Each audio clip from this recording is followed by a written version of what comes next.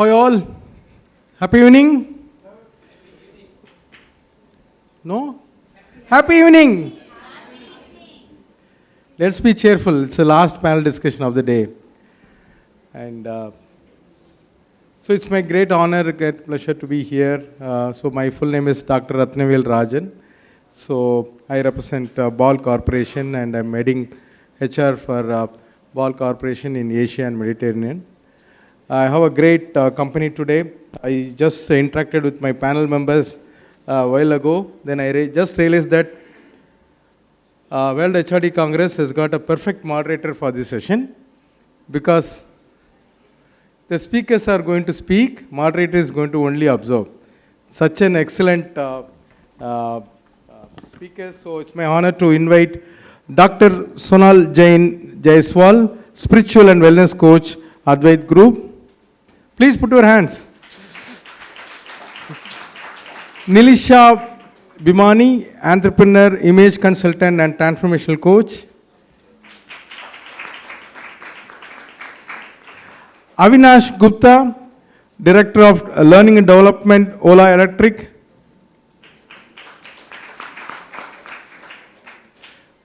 Venus Gilbert, Leadership Coach and People and Culture Transformation. Happy to see a panel with less of men, more of women, right?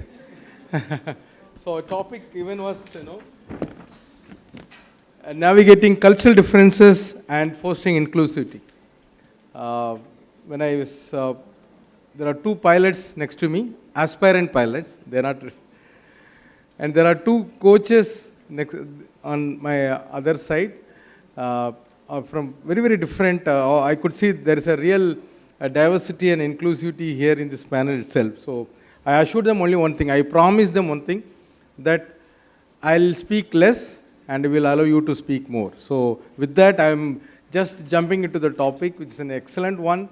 This is kind of topic of the day, topic of the current days, and we cannot just like that navigate it through. We need to sit back, relax, go conceptualize that, and we need to navigate it in a proper way.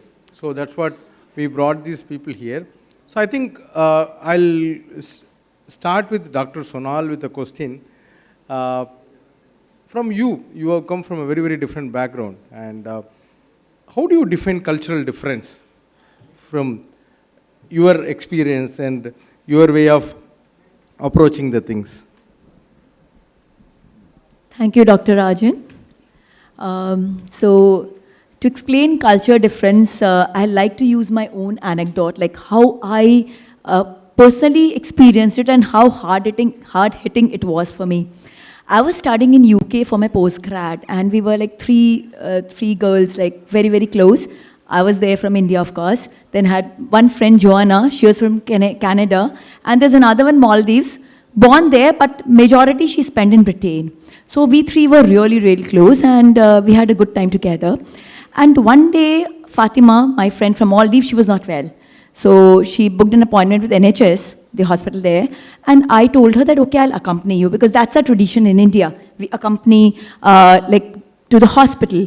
And I really took a lot of efforts, cancelled my classes, my group meetings, took a lot of pain, lot of efforts, and accompanied her, went there, B was with the doctor, went through all the things that was required, the diagnosis and everything, and it was all sorted. And I pat myself that, oh, I did such a great job, like it was really, really nice. And after I came back, my friend Joanna from Canada, she saw me, and she was very angry on me. She's like, Sonal, what you have done? I said, what did I do? She said that you are encroaching in somebody's personal space. Like, she went to the doctor. It was such a personal affair, and you accompanied her. And I was shocked. I was like, what the hell are you talking? I helped her, and it actually was a very bitter experience. But slowly and gradually, I realized in some time that it was nothing but a cultural difference. We, as an Indian culture, we believe in collaboration. We believe in helping each other. We believe in support. And there at Canada, they are more into personal space, in individual identity, independence, all these things. So it was such a big shock for me. But then, yes, then I groomed and learned these cultural differences. So this was about the geographical difference. But when we are in this country also, there are so many other cultural differences.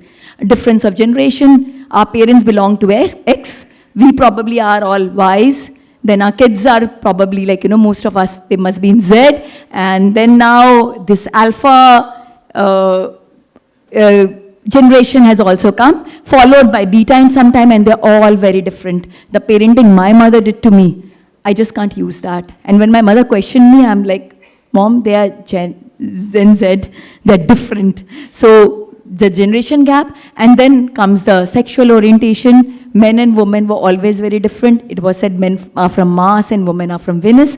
So we were still struggling with this difference, and now LGBT and all have come in. So there are so many cultural differences with which we are facing now. So with this, I'd like Dr. Rajan to continue with his other questions. Yeah. So I'm basically from Tamil Nadu, and I'm from the very southern part of Tamil Nadu. So for me, the maximum I can do, go to a woman closer, is that a handshake, so which is kind of okay. So recently I brought my wife to one of the conferences like this, and one of the colleague, actually she is an expert working in India for my company, she just came and hugged me. My wife was looking like what is going on here? Then I told my colleague that my wife is watching. She said, why? What is happening? So this kind of cultural differences also, we face it's quite normal in one place, quite abnormal in the other place. So our country itself has got that actually. So we got another person in the panel, Nilisha, who's got a lot of different thoughts when we are interacting. She's a image consultant as well. Surely she's going to lift the image of this panel discussion. How, from your point of view, how do you define cultural differences? Good evening, everyone.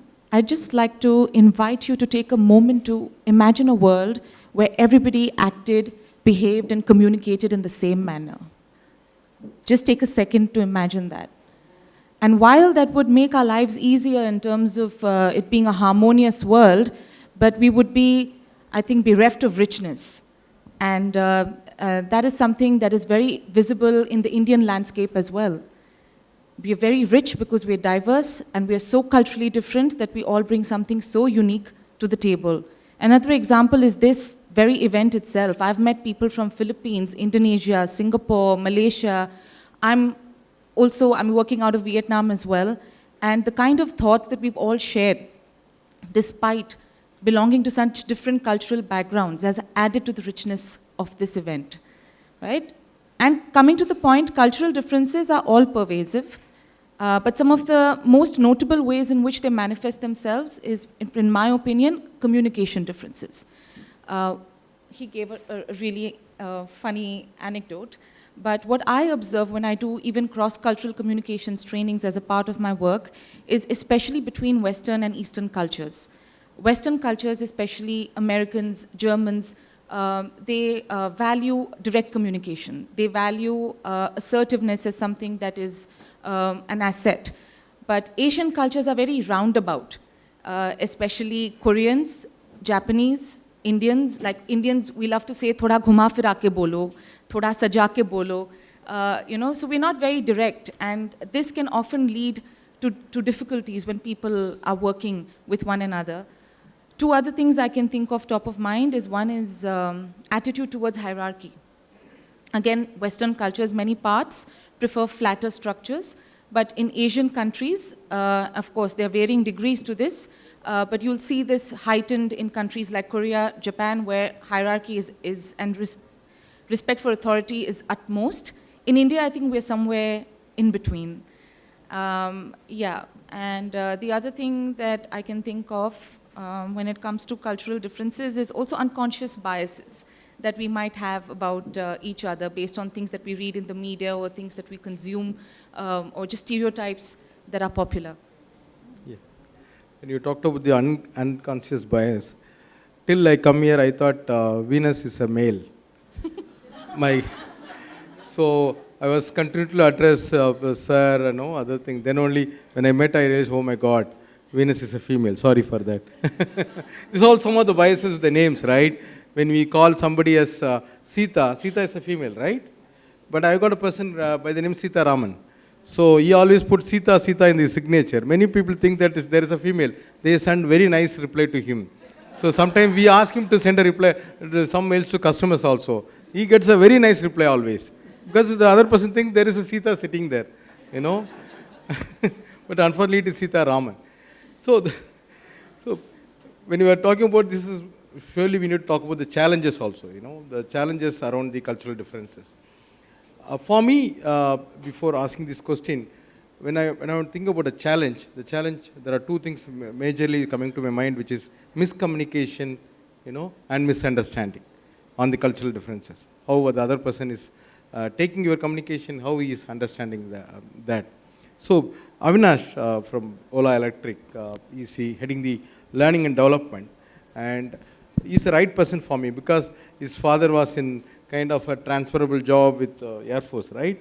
And he was across a country all over where every 3 years and 4 years he was keep on changing. So you must have seen a lot of cultural differences, right? So, and from your work experience as well, how do you see the challenges around the cultural differences? Thanks, Dr. Rajan. Good evening, everyone. So, as you mentioned, yes. So, before I put my thoughts on what challenges being faced, of course, we are talking about diversity, okay, cultural diversity and inclusion from the morning. I think every topic, every session it has been covered. The question which arises, the challenges, actually the root cause of that is, first of all, are we appreciative about having a diversity in our organization, in our families and everywhere? The question may be yes, maybe no, right? So it actually starts from there. I'll give you my real-time example because he has put that topic on the plate. That in defense background, I born and bottom in defense background. From the beginning, it was always like that. People outside from the defense campus is civilians. So we are defense, you are civilians. So we were never appreciative about it. I don't know how many are from the defense background here. They will all, you will agree with me this, right? Okay. So, but due course of time, when I, in my school, even the central schools, again, as I said, in KVs, we were never used to take civilians, admissions. So we all, kids also are defense background, they are working in the same environment, going in the same environment, right? But now the things have changing because they realize that, this is not the way because diversity gives a lot of opportunity in terms of better ideas, better innovations and all. And because now they are appreciative, even defense, now they have started taking people from outside, okay? The campuses are outside now, not just inside. So there are a lot of collaboration which is happening. So coming back to the point that, so the first thing to address the challenge is that to be really appreciative about it. In my organization, in the previous, which I worked so far, the major issue which comes in because of this is always a collaboration, right? We have seen that, and I'm talking about from the, not from the leadership front. I'm saying because it's the mass team which is working on your front line. If you're in manufacturing or in sales and marketing and wherever, the people, those who are working for you on the ground, there it is very, very high in terms of collaboration because of non-awareness of cultural differences, right? The conflicts are very, very high, and that leads to demotivation and disengaged employees also because of that. So these challenges are very, very encouraging, were very high, but the only thing is we can navigate to this is to have a right strategy, right communication strategy in place, right training in place, right? And having an awareness of cultural differences, that's what my thought was. Excellent, excellent one. Venus, would you like to add to that, and how do you see the challenges from your perspective? And you are an internal as well as an external coach, so you must be going through many, many people from the different walks of life. Yeah. So, apart from being an internal or an external coach, I also lead people and culture transformation across 40 different countries. So my team caters to people across 40 different countries, which means 40 different cultures. And bringing all of them together is probably one of the toughest, especially when I'm talking about, how do you transform your people and your culture, right, with all of the change that is going on. So the biggest challenge that we've seen is preconceived notions, the unconscious bias that comes into play. We assume a lot of things when we are speaking. We are in a hybrid working environment right now, right? So everyone are on teams. And you don't get to see those emotions, you don't get to feel those emotions as when you used to do face-to-face. And because of that, we've seen a lot of lack of collaboration. So how do you actually bring that together? How do you reduce the preconceived notions? How do you reduce the biases? How do you call it out? And I think as a coach, that has helped me because I listen and I can ask those pertinent questions, which kind of gets people to think differently. You paraphrase. As a coach, one of the things you do is you paraphrase everything that they've said. And when you paraphrase, you have different views coming together. And then you see the discussions happening. So, that is one of the biggest challenges that I've seen. How do you break that bias? How do you break that preconceived notion? How do you get people to look at others as another human being and not as an African, as an American, as a European, as a male, as a female, as, the different identities that we have? How do we consider the person sitting opposite to us, talking opposite to us, interacting with us as another human being? And like Avinash said, appreciate the differences that they come with. Because when you start appreciating it, you find a lot more value coming out of those conversations. So for me, that is the biggest challenge. Excellent. As you rightly mentioned, these cultural differences, especially when you're involving multiple countries, multiple cultures from the outside a country, because I also take care of multiple countries in my responsibility. The way in which the people take one common statement, how each country treats is very different. And in a country like, I also handle some of the European countries as well. You cannot go and ask, like India, we're asking, okay, are you married? No, I'm going to. When are you getting married? In 2 months, okay. When are you planning for your child? Is it you are going to be a joint family? Are you going to be a nuclear family? Is it a love marriage or an arranged marriage? No, it's all some of the very, very personal questions, right? But I can't imagine I can ask this question anywhere outside India, at least in this western side of it. It's an offense. There are resumes I'm getting without mentioning of their gender, I'm getting in some of my countries where I'm dealing, there's no gender is mentioned. You cannot ask that. And they've got every right not to mention about their gender. But you cannot imagine in India, somebody saying that I don't want to mention, we may not even hire them also. So these are all some of the challenges in the cultural differences, but we cannot just stop with that. As a learned people are sitting here, it's our joint responsibility, because for me, inclusivity is not a destination, it's a journey.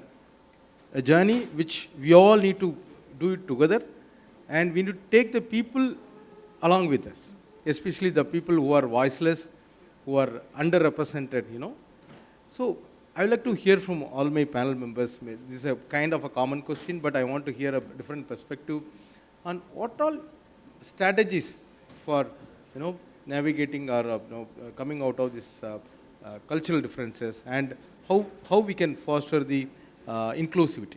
So maybe I'll start with you, Sonal. Thank you, Dr. Rajan, and thank you for all the lovely jokes you keep cracking. It's keeping us charged up. So coming to what kind of strategies are required, AEI, that's what I call the strategy.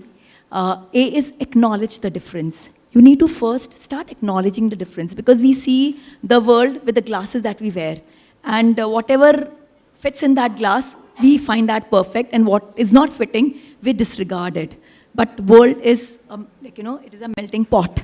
So you need to first acknowledge the difference. That's most important, that yes, this is a melting pot of diverse culture, of diverse perception, of diverse attributes.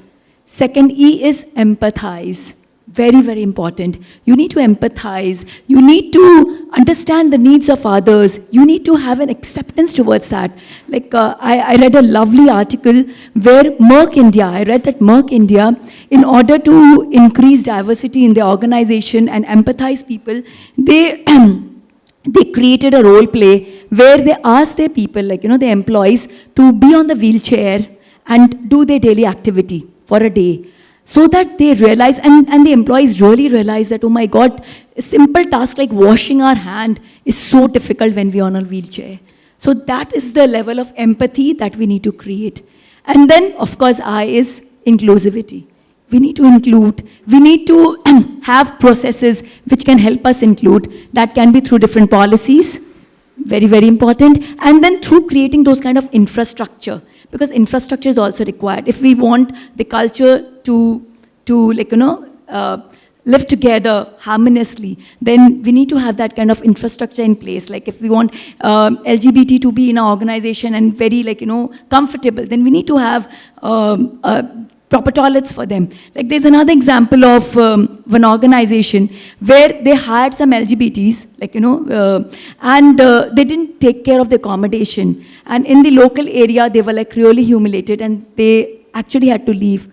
Had the organization thought that these kind of problems they might need to face in the locality and created some in-house accommodation for them, they would not have faced those kind of problems. So we need to take care of the infrastructure, the policies, all these things. Like Infosys, they have got wonderful system of mother's nest where they've got lactation centers, creche, all these things, so that women get back to work after they deliver their babies. So these kind of infrastructure will actually and policies will actually help the organizations to ensure that culturally we are inclusive. In fact, we need to start openly talking about some of the best practices, some of the challenges, and some of the concerns also. Sometimes we're trying to be more diplomatic. Rather, sometimes better to ask. Recently I was into one of the factories, and I just asked where is a ladies' restroom. And they got only one restroom in the whole plant, factory, only in the office area. Whereas, they are saying that they are trying to hire more men, more women. That is part of their slide. It is coming that we are trying to, at least not even having to walk the talk. Talk. So we need to really bring, and today morning we are hearing about some of the app from Ola Electric, which was really great actually. Maybe, Avinash, you may having some more good strategies to share with us. Thanks. So, I know there's no timing, bell has gone. Okay. So, I think one line, in the morning session, I forgot the name, that we live in perception and definitions of others. That is something actually the root cause of everything. If we address that, that strategy should be. And being an engineer, being a logical person, I'm a firm believer of getting into basics. So the diversity and inclusion is not a very complex subject in terms of managing an organization. Get your basics right, okay? Understand whether there is a cultural difference, appreciative about it, whether you have a platform to address that. I'll just give you an example and close from my side. In my previous organization, right, and my current also, there are a lot of issues because of this. So we just ran one initiative called We Learn. And that's the initiative where every one day of a month, everybody comes together from a CEO to down the line person, and we discussed on this topic. So where there are 2-3 different objectives to it. One is that people from different cultural shares their norms of their culture, starting from greetings, gestures, and their personal space. So that people get aware what to do, what not to do, because to avoid any unintentional offenses and all. That is one. Second, the inclusive policies which the organization have, whether it is really working or not. So take the feedback, listen to the people, and then correct it if required. So with these two objectives, and then of course, we had learning, trainings on diversity and all, as a part of that sessions. That really helped us a lot. So again, I'm saying that get into basics, things will be all right. Thank you, thank you. I think the bell was continuously ringing, but we can hold for only two more comments, okay? So, Venus, over to you. I think it has to start from the top. If your leaders become the role models of driving inclusion and diversity, I think nothing beats that. Plus, you need to be able to have the contracting with the leaders that you can call them out when they do not display that behavior. Because once a leader's role model, they see that they are being called out for a behavior that they're not doing, they are going to follow that. That's going to cascade across the organization. And the ROI starts from there. I'd actually like to conclude by saying that respect is a universal emotion. And what people really want is respect for their cultural practices. So it's very, very important that organizations and individuals don't pay lip service. And it's not just a buzzword. Inclusivity, cultural diversity, these are not buzzwords. These are actual people, actual emotions that you're dealing with. And yes, respect will always take us a long way. Thank you, everyone. Thank you, thank you. And since you mentioned about lip service, I also want to conclude with that there is also a common language across the world. You don't need to learn this language, but you are having that language with you, which is in your lip, which is smile. So carry the smile everywhere you go, and you can bring the inclusivity with your smile everywhere.